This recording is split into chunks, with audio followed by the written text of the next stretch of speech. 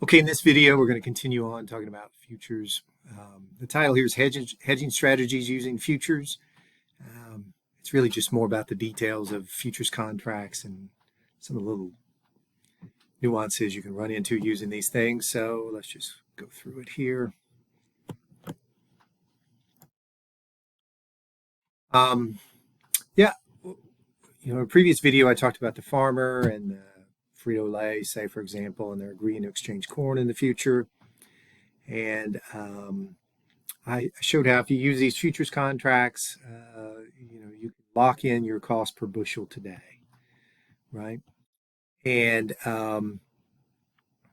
so, yeah, I have these numbers here and went through that and just showed that using the futures contract, at the end, when you net out your cost in the spot market plus your gain or loss from the futures, you're going to end up paying exactly the price that you expected to when you took out that futures contract,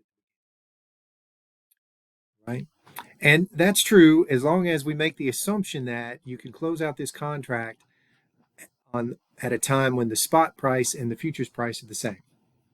And we often assume that if you hold the futures contract until the end, the day it expires, you would expect that the price of the futures contract on that day to be the same as the spot price, right? That is, the price of corn delivered that day would be the same as the price of corn that day. All right, that's not a bad assumption, and typically that's true.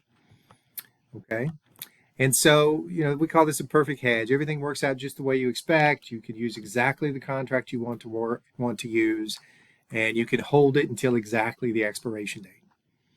Right, but things are rarely that convenient. So we're going to talk about some of the things that make that so it doesn't work quite so well. And this is called basis risk. Basis risk is a term that's used in these futures contracts, and it basically just means the difference between the futures contract you're about to close out, the price of the futures contract today when you're ready to close it out, and the spot price of the commodity that you're dealing with.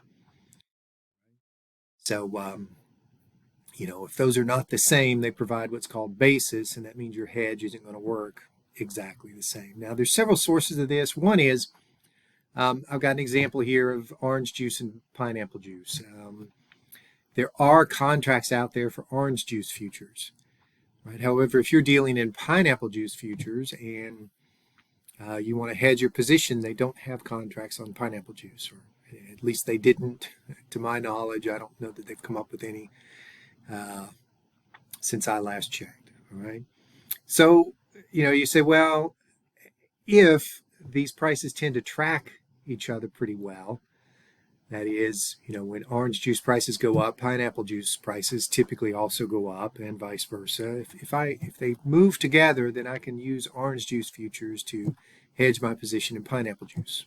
It may not work perfectly, but it will help me. Okay, another much more common case of basis risk is timing. Standardized futures contracts tend to expire each quarter here, so they have fixed, they're just set up this way. They're going to expire in March, June, September, December, and that's it. So if you have a contract that's expiring in October, then you have to say, well, I got to use one of these other contracts, and it's going to introduce some basis risk because the contract isn't expiring the day that I want to get out. Okay. All right, and so it's you have to use the best available contract. Typically, this is the earliest expiration after the date needed. So if you wanted to get out in October, then you would probably deal with December contracts. Okay. All right, so there's the equation for basis there, the spot price of the asset to be hedged minus the futures price of the contract used. And this means the futures price on the day that you're closing out your position and the spot price on the day you're closing out the position. What's the difference between those two? And if it's not zero, you have some basis, and it's going to affect your hedge. Sometimes that can be positive. Sometimes it makes your hedge even better. You end up gaining a little money, but quite often it can be negative. You end up not protecting yourself perfectly as much as you'd hoped. Right? Okay, there's an example here. This is example 3.3 in the given text. and it's you're purchasing or you've sold some product, and you're going to get paid for it in mid-July. You're going to receive foreign currency. In this case, you're going to receive yen. Right, and you're US based business, so you're going to want to turn that yen into dollars right away. So okay, well, in July I'm going to get all these yen. I'm going to get 50 million yen, and I'm going to want to exchange them at that time. And I'm worried about what happens to the dollar yen exchange rate over that time. So I'm going to hedge this with a futures contract. Right. Now the problem is that mid-July is when I want to close out my position here. Well, the futures contracts expire in either June or September. So, I don't have a contract expiring at the right time. So I'm going to deal with the September contracts. And that's the best I can do. All right, so I decide to hedge. I'm going to short 4 September contracts. Each contract is for 12.5 million yen, and that turns out to be exactly the 50 million yen I need. 4 times 12.5. Yeah. So, okay, the futures price went. So when I take out this contract, the day I say, okay, I'm going to take a position here, I'm going to hedge this. The futures price at that time on these contracts is 1.28 cents per yen. This is in dollars, $0.0128 per yen. All right, so I'll get the yen in July, I'll sell them at the spot rate, and then I'll close out the futures contract and take a gain or loss on the futures position. Right. Now, if I get lucky and the spot price that day is exactly equal to the price on the September futures contract. Now, remember, I'm closing this out in July. My contracts expire in September. If for some crazy reason the spot price and the price on the September's futures contract were the same, then my hedge will work perfectly. Now, that's not going to be true, but I'm just giving you the hypothetical here. I think I have this on the next page.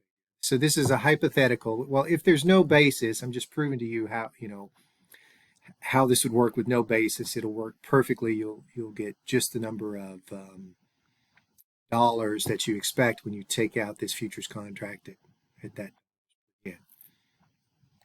Right. So when we started here, the futures price on the September contract was 0.0128.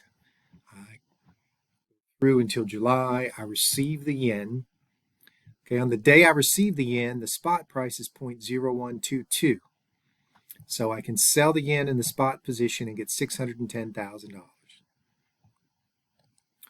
Right? And then I'll close out my futures contract. Now notice this is the hypothetical case where the spot price in July equals the price on the September futures contract. Okay, then my net from the futures contract will be, well, I've got 50,000 yen worth of contracts. I've got 4 contracts, each at 12.5 million yen. That's 50,000. All right, and then I took a short position at the beginning on this price. That was my initial futures price. So that means it is as if I sell at this price, and I have to purchase at the futures price today on this contract, which in our hypothetical example is the same as the spot price, 0.0122. Okay. And that will net me out $30,000. Okay, and so the total U.S. dollars received is $640,000. Now, I should have put it in this slide, Excel thing here. I want you to notice that if I had 50 million yen, 50 million. Right, 50 million yen, and I can exchange at the price of my original futures contract, which is 0.0128. That's the price I took the contract, 0.0128. Then that would give me 640,000 US dollars, right? So this is a long example, long-winded way of trying to prove to you that if there's no basis, if the spot price and the futures price of the contract you're using is 0, you're going to get exactly what it is you expected to get. This is a hypothetical case. I did that. Notice I've got a bust out here saying this isn't in the textbook. I'm just trying to prove this to you, all right? Now, the actual example in the textbook says, well, it's more realistic. It says, look, it's not realistic to think that the spot price in July is going to be equal to the price on that September contract, on the price of yen delivered in September. So in this case, when you decide to close out the contract in July, right, your futures position will be based upon, okay, well, you took out these September contracts. What's the futures price on that September contract right now? Okay. So we're going to have to look at this case where they're slightly different. All right, and this is basis. You can see there's a little bit of basis here because the futures price on the contract and the spot price when you close it out are not the same. That provides this amount of basis. All right, so in this case, you're going to sell on the spot.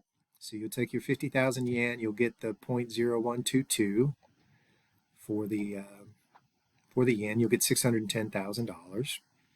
Right, and then you say, okay, well, how did I do on my futures contract? Well, again, I've got contracts on 50,000 yen. The original futures price I took out, I went short at 0.0128. So it is as if I could sell at this price, my original futures price, and buy at the futures price today, right, which is 0.012250, right?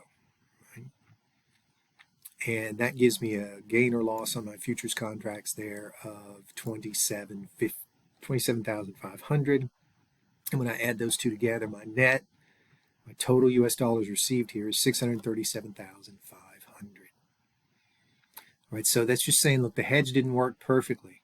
And the reason is you had to close this thing out early. And it's unrealistic to think that the futures price on the September contracts is going to be the same as the spot price if you close it out in July. Right. On the other hand, it wasn't bad. You still gained 27,000 on the using the contract, whereas if you had not hedged it at all, you would have only got $610,000 instead of 637,500. So you're still better off using the contract. It's just it didn't work perfectly because you couldn't find contracts that expired in July. All right, and this is a source of basis risk. Okay, so that's an example there. Oh, I want to mention here the textbook has formulas, and I know I find students often like to use these formulas, and not have to put as much thought into it.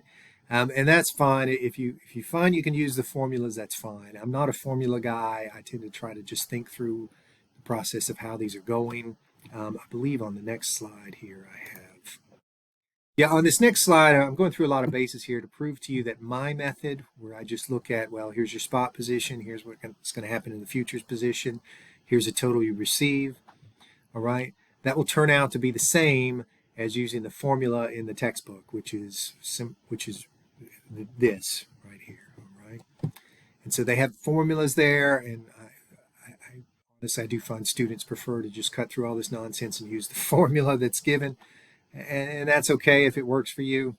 But what I'm trying to do here is prove that they're the same. I do encourage you to kind of, if you really want to understand these futures markets and how this is working, to think through this example, exactly what you're going to get on the spot, what you get from the futures market, and your net is the sum of those two, all right? And then, yes, this formula will get you there a lot faster, but it helps if you kind of understand what's going on here. Okay, so I'm going to leave that one at that. That's a little bit about some of the about basis risk, and I'll leave it there.